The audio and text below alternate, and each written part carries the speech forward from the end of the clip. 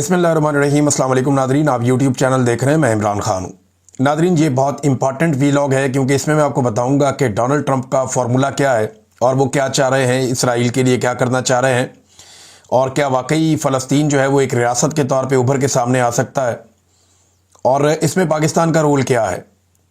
ये जो एक अमन मुआहदा जिसको नाम दिया जा रहा है, इसमें अमन कितना है और मामलात किस तरफ जाएंगे। तो मैं आपको वन लाइनर बता दूं कि ये डोनाल्ड ट्रंप से बढ़ के इसराइल का दोस्त आज तक कोई नहीं हुआ। ये डोनाल्ड ट्रंप का अपना एक दावा है और उन्होंने अपने मुंह से ये बात की है।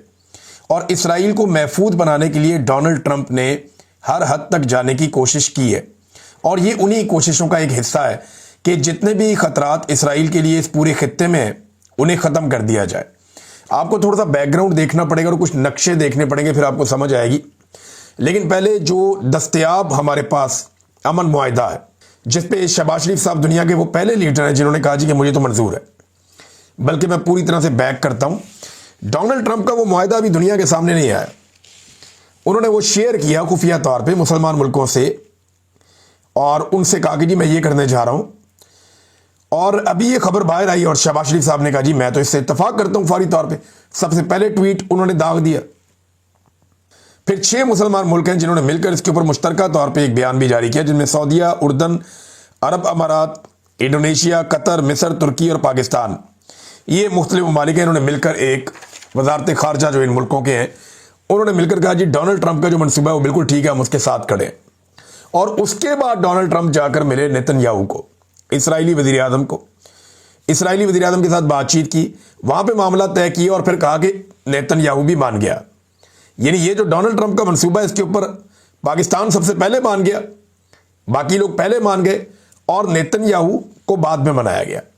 डोनाल्ड ट्रंप ने एक और बात की, उन्होंने कहा जी डे 1 से, शुरू से, बिगनिंग से, जब ये मामला शुरू हुआ था ना, जब डोनाल्ड ट्रंप ये प्लान कर रहा था कि अब क्या करना है फलस्तीन में, इसराइल में क्या करना है, किस तरीके से करना है, तो अब्राहम अकॉर्ड के मामले पे पाकिस्तान का फील्ड मार्शल आसिम मुनीर और पाकिस्तान का वज़ीर आज़म शहबाज शरीफ, ये दोनों मेरे साथ थे पहले दिन से, और इन्होंने मुझे 100% सपोर्ट दी है। यानी डोनाल्ड ट्रंप का ये कहना है कि अब्राहम अकॉर्ड के मामले पे, अब्राहम अकॉर्ड क्या है एक्चुअली, तो ये पहले भी इन्होंने ये कहा था कि हम फलस्तीनियों की मदद करेंगे, फलस्तीनियों को इमदाद पहुंचाएंगे, फलस्तीनियों के लिए बेहतरीन माहौल पैदा करेंगे, और कई मुल्कों से अब्राहम अकॉर्ड के ऊपर दस्तखत करवा दिए। लेकिन उसके बाद फलस्तीनियों का बदतरीन कत्लेआम हुआ, तारीख एक रकम हो गई। ये अब्राहम अकॉर्ड है क्या? ये इसराइल को तस्लीम करने का एक तरीका है। माजी में डोनाल्ड ट्रंप ने कुछ मुसलमान मुल्कों से वादा किया था, बहरीन से, यूएई से, दीगर मुल्कों से, कि हम फलस्तीनियों को बहुत सारे हकूक देने जा रहे हैं, हम फलस्तीनियों को बहुत सारी इमदाद देने जा रहे हैं, उनकी तामीरें नौ करने जा रहे हैं, लिहाजा आप आएँ और फलस्तीनियों की खातिर आप तस्लीम कर लें इसराइल को। तो उन्होंने अब्राहम अकॉर्ड के जरिए से इसराइल को तस्लीम कर लिया, और उसके बाद फलस्तीनियों की इतनी लाशें बिछी हैं कि 70,000 फलस्तीनी गुज़िश्ता 2 साल से पहले कत्ल हो गए, और बदतरीन हमले हुए। आज भी उनके ऊपर हमले हो रहे हैं। अभी जब मैं आपसे बात कर रहा हूं अभी भी उनके ऊपर अटैक हो रहे हैं। जंगबंदी तो हुई नहीं। तो अब अब्राहम अकॉर्ड जो है वो बाकी ममालिक जो रह गए हैं उनसे भी इसराइल को तस्लीम करवाना है, और उसके लिए एक नया फार्मूला डोनाल्ड ट्रंप ने दिया। फार्मूला दुनिया के सामने नहीं आया अभी तक, लेकिन वो ये कहते हैं कि इस फार्मूले के ऊपर आसिम मुनीर और शहबाज शरीफ दोनों मेरे साथ शुरू से बिल्कुल मुत्तफिक है, और मेरे साथ 100% उन्होंने यकीन दिलाया कि वो खड़े हैं। फिर बाकी ममालिक ने भी, जनाब मुसलमान ममालिक ने कह दिया। अब ट्रंप का फार्मूला है क्या जो अभी तक चीजें सामने आई, जरा वो आप जान लें। नंबर 1, ट्रंप ये चाहते हैं कि जंगबंदी हो जाए और जितने भी इसराइली कैदी हैं जिन्हें पकड़ा हुआ है हमास ने, यरगमाल बनाया, उन सबको छोड़ दें, और बाद में इसराइली भी उसके बदले में कैदियों को रिहा कर दे। फिर आहिस्ता आहिस्ता फौज वहां से निकलती जाए, उसकी टाइमलाइन कोई नहीं है, लेकिन यहां पे मुख्तलिफ ममालिक की एक फोर्स, जैसे नेटो की फोर्स होती है ना, जैसे मुसलमान मुल्कों की एक फोर्स होती है, जैसे मिला जुला के बहुत सारी फौजों की मिला के एक फौज बना के किसी इलाके में बैठाई जाती है कि यहां पे आपने अमन कायम करना है, और अमन कायम करने के लिए जिन इलाकों में इनको बिठाया जाएगा वहां पे हर तरह का असला, हर तरह की चीज, उसके खिलाफ एक एक्शन होगा, एक सफाया होगा। तो उसमें पाकिस्तान की फौज को भी शामिल किया जाएगा, और पाकिस्तान जो है वो अब अब्राहम अकॉर्ड के ऊपर बिल्कुल राजी है, किसी किस्म की कोई रुकावट नहीं है। पाकिस्तान की हुकूमत ने यह काम आसिम मुनीर साहब की एक्सटेंशन से पहले कर देना, और ये इनको पहले करना होगा हर हाल में। तो ये काम अब होने जा रहा है कि पाकिस्तान इसराइल को तस्लीम करने या अब्राहम अकॉर्ड का हिस्सा बनने जा रहा है। सिंपल अगर आप ये कहें तो कान को इधर से पकड़ लें या इधर से पकड़ लें, ये पाकिस्तान करने जा रहा है। मामला ट्रंप का नहीं, ट्रंप ने वही किया जो शुरू से करता चला आ रहा है और वो अपने मुंह से कहता है कि मैं ये करूंगा। नेतन्याहू ने जो किया वो अपने मुंह से कहता है मैंने करना है, मैं करूंगा। मामला पाकिस्तान की दोगली मिलिट्री एस्टेब्लिशमेंट का, पाकिस्तान के दोगले सियासतदानों का और दोगले मौलवियों का है। इन्होंने कौम को हमेशा चूरन कोई और बेचा। मैं एक दफा गया एसएसजी कमांडोज की ट्रेनिंग को कवर करने के लिए, मैंने कहा देखूं ये ट्रेनिंग कैसे करते हैं। तो इन्होंने कहा जी बड़ी सख्त ट्रेनिंग होती है। मैंने कहा देखते हैं, लोगों को भी दिखाते हैं। मैंने प्रोग्राम किया, बड़ा मशहूर हुआ वो प्रोग्राम। तो वहां पे ना एक पत्थर लगा हुआ था बहुत बड़ा, जहां से कमांडो अपनी ट्रेनिंग शुरू करते हैं। तो उसमें जनाब कुछ नाम लिखे हुए थे मुल्कों के, शहरों के। तो एक नाम उसके अंदर दिल्ली का लिखा हुआ था, एक लिखा हुआ था श्रीनगर का, एक लिखा हुआ था यरूशलेम का। तो मैंने उनसे पूछा, वहां जो कमांडोज थे जो ट्रेनिंग करवा रहे थे, मैंने कहा यार ये आपने नाम लिखे हुए हैं। उन्होंने कहा जी यहां तक कमांडोज ने जाना है, यानी दिल्ली में भी परचम लहराना है, पाकिस्तान का फतह करना है, और श्रीनगर भी हमने फतह करना है, कश्मीर बनेगा पाकिस्तान, और हमने यरूशलेम भी जाना है हमारी फौज ने, और वहां जाके फतह करना है। ये उन्होंने एसएसजी कमांडोज का जो ट्रेनिंग सेंटर है वहां पे शायद आज भी उस पत्थर पे लिखा हुआ हो। मेरे ख्याल में सुबह कमांडोज को चाहिए कि उठ के मिटा दें। अब किसी और तरीके से यरूशलेम जाना है, अब उस तरीके से नहीं जाना। तो अब मामला क्या है इसको जरा आप समझें कि डोनाल्ड ट्रंप बात कर रहे हैं गाजा की, और डोनाल्ड ट्रंप वहां पे एक नई अबूरी हुकूमत बनाने जा रहे हैं जिसकी सरबराही डोनाल्ड ट्रंप के पास होगी, और उसमें टॉनी ब्लेयर को भी शामिल किया जाएगा और दीगर कुछ मुसलमानों को भी छोटे मोटे मामलात में शामिल किया जाएगा। गजा की तामीर नौ की जाएगी, वहां से हर किस्म की दहशतगर्दी को खत्म किया जाएगा, जैसा कि हमास को दहशतगर्द कहते हैं या बाकी तंजीमों को, उन सबको वहां से हमेशा के लिए इसराइल के खिलाफ जितने खतरात हैं वो सारे वहां से हटाए जाएंगे। यही है अब्राहम अकॉर्ड। और उसके बाद जब तमाम शराइत पूरी हो जाएंगी 20 की 20, फिर आखिर में यह फैसला किया जाएगा कि अब यह सोचा जाएगा, ये उसमें लिखा हुआ है कि सोचेंगे कि इसराइल को, फलस्तीन को रियासत के तौर पर तस्लीम करना है या क्या करना है। इसके ऊपर जो है वो एंड में एक कंडीशन है, ये भी मशरूत तौर पे है कि फलस्तीन को रियासत के तौर पे तस्लीम करना है या नहीं करना, क्या करना है, ये जनाब वो एंड के ऊपर आके करेंगे। इसमें एक ये भी डोनाल्ड ट्रंप ने अपने मुंह से कह दिया कि मैंने नेतन्याहू को कह दिया कि अगर कोई एक नुक्ता भी पूरा ना हो या उसकी खिलाफ वर्जी हो तो ताकत का भरपूर इस्तेमाल करके, अपनी मनमानी करके जो फैसला उसका है उसको हासिल करे, या जो वो करना चाहता है उसको हासिल कर ले। ये डोनाल्ड ट्रंप ने कहा। मैं एग्जैक्ट आपको बता दूं, अगर किसी ने किसी एक नुक्ते की खिलाफवर्जी की तो फिर वो अपनी मनमानी करने और बेरहम ताकत का इस्तेमाल करके अपने मकासद हासिल करने में नेतन्याहू हक बजानिब होगा। ये भी डोनाल्ड ट्रंप ने कह दिया। तो ये है नाजरीन वो मामला जो वहां पे होने जा रहा है। पाकिस्तान अब अब्राहम अकॉर्ड का हिस्सा बनने जा रहा है और पाकिस्तान ने इसको बड़ा वेलकम किया। पाकिस्तान के अंदर जितने लोग चूरन बेचते थे सारे ही चुप हैं। देखिए इमरान खान साहब का एक स्टेटमेंट निकाल के सामने रखा जा रहा है बार बार, और यह कहा जा रहा है कि इमरान खान ने 2 स्टेट सोल्यूशन की बात की थी। 2 स्टेट सोल्यूशन की बात जो है वो अक़वाम मुत्तहिदा करती है और उसकी करारदादों के अंदर वो मौजूद है कि यहां पे फलस्तीनियों की और इसराइलियों की 2 अलग अलग रियासतें बनाई जाए। ये बात अरब ममालिक भी करते हैं, और इमरान खान साहब ने जो 2 स्टेट सोल्यूशन की बात की थी वो छोटा सा क्लिप निकाल के चलाते हैं, उसके अंदर पूरे को निकाल के सुने, और वो जो इमरान खान बार बार कहते थे वो निकाल के सुने। इमरान खान ने कहा था कि 1967 से पहले वाले जो बॉर्डर थे वहां पे चले जाओ, और 1967 से पहले वाले जो बॉर्डर थे ना उनमें यरूशलेम का एक बड़ा हिस्सा और पूरा वेस्ट बैंक उर्दन में था। उनमें गोलान हाइट्स जो है वो सारी की सारी किसके पास थी, वो उधर ऊपर शाम के पास थी। उसमें गजा बिल्कुल एक अपना अलग आजाद खित्ता था, और उसके साथ बहुत सारे एरियाज फलस्तीनियों के पास थे। यह था 1967 से पहले का फलस्तीन और इसराइल 2 अलग अलग रियासतें, ये 2 अलग अलग जगह थी। और अक़वाम मुत्तहिदा की बाकायदा एक अपनी एक करारदाद के तहत अक़वाम मुत्तहिदा ने इसको 1948 से पहले ये यरूशलेम को उन्होंने एक अलग पूरा शहर बना दिया था, और उन्होंने कहा था जी ये अब अक़वाम मुत्तहिदा के कंट्रोल में रहेगा।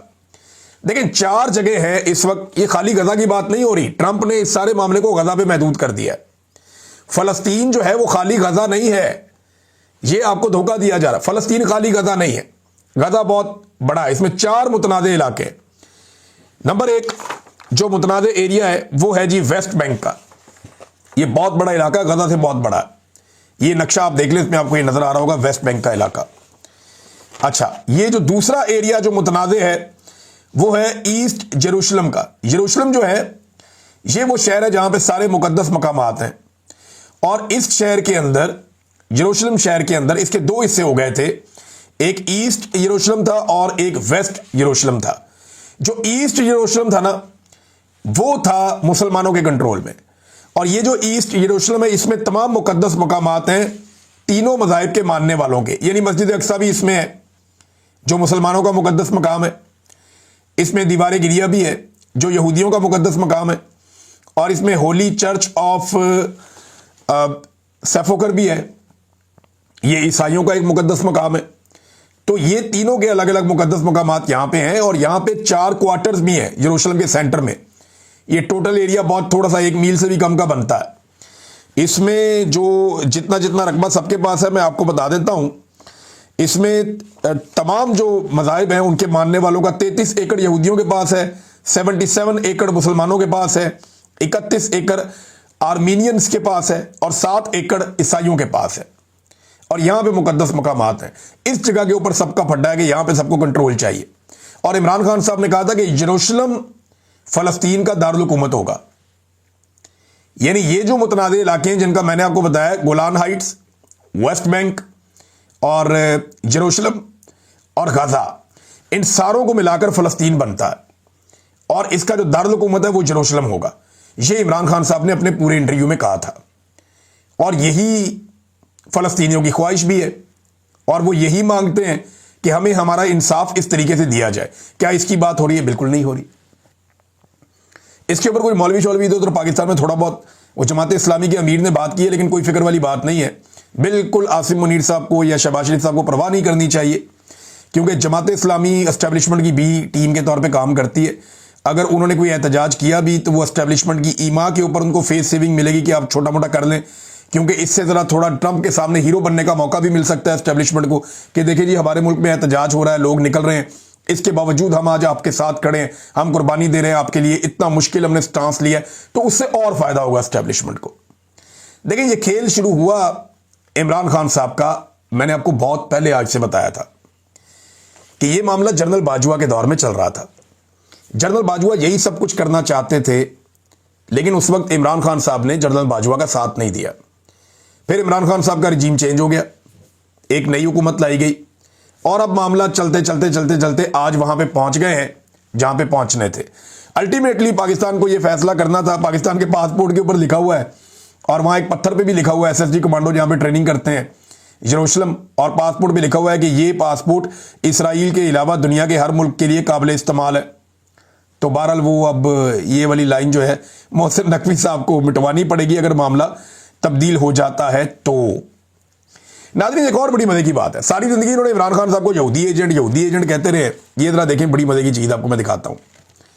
ये एक बंदा है और शहबाज शरीफ साहब इस बंदे को मिले। अच्छा, शहबाज शरीफ साहब ने अपनी जो ट्वीट की है ना डोनाल्ड ट्रंप की, उसमें तारीफें ज्यादा की हैं।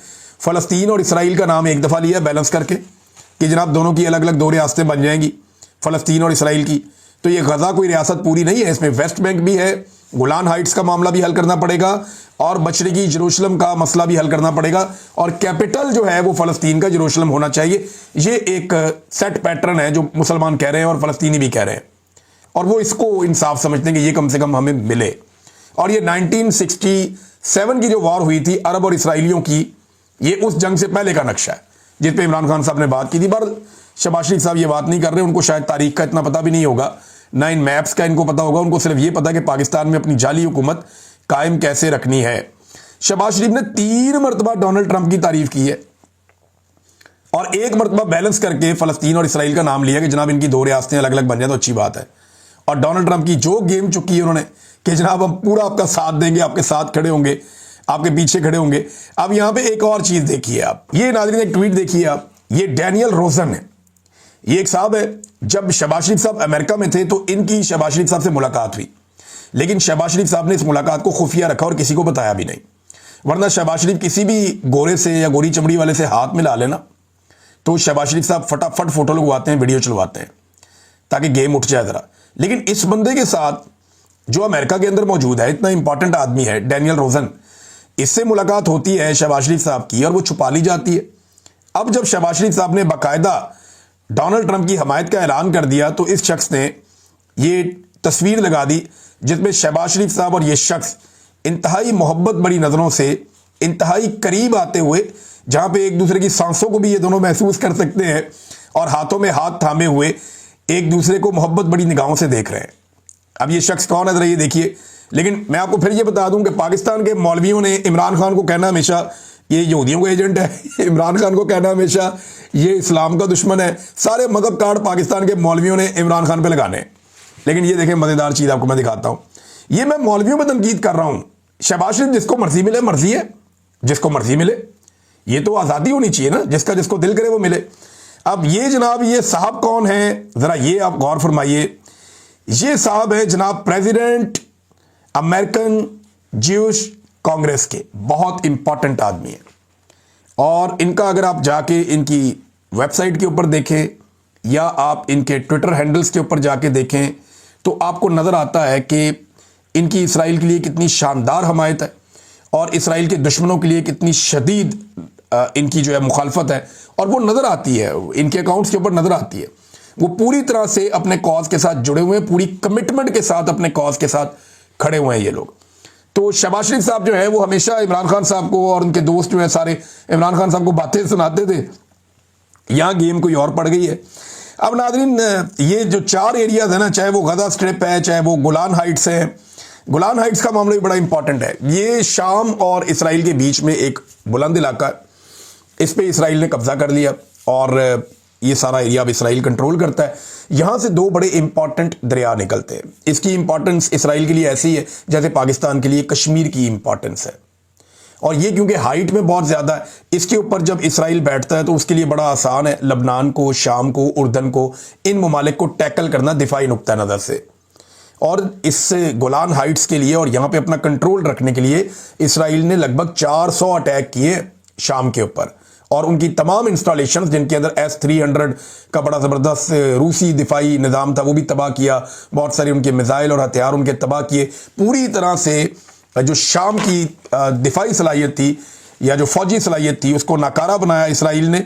और सिर्फ इन गोलान हाइट्स पे कब्जा करने के लिए अब जनाब 3 बड़े मुल्कों पर और 2 बड़े दरियाओं पर इसराइल का कंट्रोल है गोलान हाइट्स की वजह से। और कोई भी नहीं मानता कि ये इसराइल की है, लेकिन अमेरिका ने इसको भी तस्लीम किया है। लेकिन शहबाज शरीफ साहब को कोई एतराज नहीं है, बल्कि किसी मुसलमान मुल्क को कोई एतराज नहीं है। तो जब उन्हें एतराज नहीं है तो किसी को क्या करना। तो नाज़रीन ये तो हो गया मामला इसराइल का, फलस्तीन का, पाकिस्तान का, शहबाज शरीफ का।